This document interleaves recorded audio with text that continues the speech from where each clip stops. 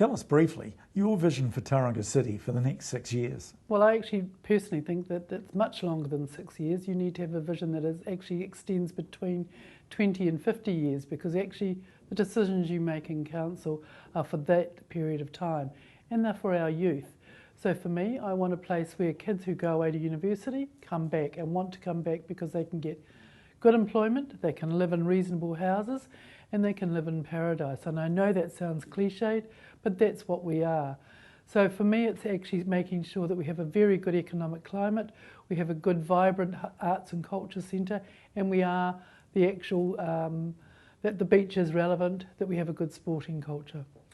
What 2 or 3 issues do you hope to take up in council? I am very strong on what we're doing about social housing and housing affordability, because without housing we don't have people, without people we don't have an economy. I'm not going to be cliched about transport and saying I can fix transport, because we can't. That's a very long process, but I do think we need to be looking at other modal forms of transport and accommodating them on the streets. And my third one is to actually make sure that the ratepayer is getting good engagement with the council. It seems to me, I've heard quite a lot about the fact that people do not feel that they're engaged with council. I believe this starts at a community level. You ask the people that live in the space what their solutions could be. They may not always be right, but given the options to speak about it, they will actually give you really good advice. And then you give them the option of this will cost, so they actually understand the implications. It doesn't get delivered to them with an enormous bill way down the track, and they've not been part of that process. Tell us briefly your qualifications and experience in governance type roles. I have been in governance in this city for over 25 years. I have been a previous councillor. I think I very much understand the role of a governor, and I very much understand that we are there to set the direction of the city and why we're going in that direction. We're not there to get down into the weeds of the council and work out how things happen. If we set good direction, we set good vision, then the staff understand what is required of them. What are the key values that you live by and will bring to the council table? My value is about people. I care about people. They're very important to me, that they are treated fairly and well in the city, that they actually want to live here and they get a really good experience from it. My own key value is probably, to my detriment, a wee bit too honest, a wee bit too direct. I think that is important. I am not scared to challenge. I can't be bullied. I think that's very important, because when you get into a council, there is a potential for people to bully each other about their decision making. I have a very strong sense of values, and I will not tell people fibs. I'm not going to tell you that I can keep your rates down, because that is just simply not possible. And I will not tell you what you think you want to hear. I will tell you what you actually need to understand to see why decisions are made. Tell us what experience you have in reading and analysing complex and large reports and financial accounts. It's an excellent question, and I do have a lot, having been a councillor.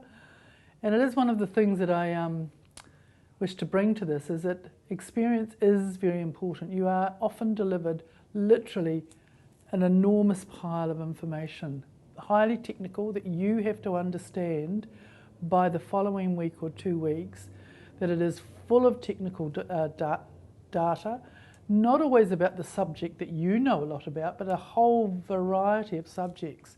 And I have had years of doing that. I am a governor on several other trusts, so I am used to reading financial documents, I'm used to understanding them. I'm a business mentor, so I am used to reading financial accounts and understanding how business runs. And it's very important to have a very good, sound knowledge of reading highly technical documents. What's your experience in debating complex issues? I think I am very articulate, and I think I can place my argument very clearly. I think reasonably quickly. I will always do my own homework. I won't always rely on staff information. And I do have a sense of staff information, the information you're fed is about 60%. Your own knowledge, your own talking around the community gets you the other 40%. but my ability to debate is very good. What's your experience in debating complex issues? I have been a board member and a staff member, and in the past I have always dealt with the executives of anything that I'm working with really closely. I have a very strong but simplistic view of the world that governors ask why and where, why are we doing this and where are we going, and it's up to the staff to implement that, and they use the language of how, not the governors. We need to be setting direction and we need to be explaining why we're doing something. We answer questions. We do not ask, how are we going to do that? Do you have anything you'd like to add? I would really love your number one in this election. I think I have a lot to offer.